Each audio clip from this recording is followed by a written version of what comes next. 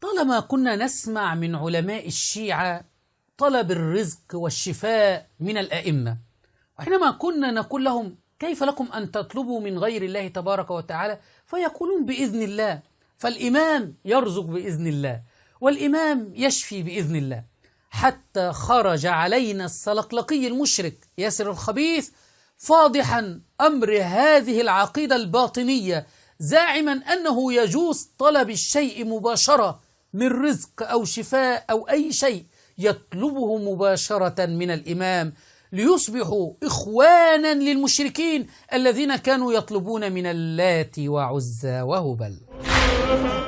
حيث أنه ثبت لدينا أن الله تبارك وتعالى أعطى أهل البيت الطاهرين عليهم الصلاة والسلام قدرة في التصرف في الكون، وهو ما يصطلح عليه بالولاية التكوينية، فإنه يجوز لي أن أطلب مباشرة من النبي أو الوصي عليهما السلام أن يفعل الشيء أو يقضي الشيء المعين لي.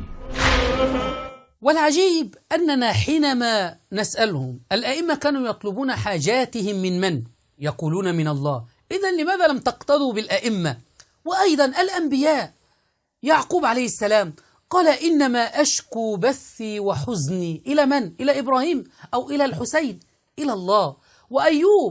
وأيوب إذ نادى ربه أني مسني الضر، ولم ينادي الحسن أو الحسين، رب أني مسني الضر وأنت أرحم الراحمين. وإبراهيم عليه السلام قال وإذا مرضت فهو يشفين. فنصدق من يا شيعة؟ نصدق القرآن الكريم أم نصدق هذه العمائم المزيفة؟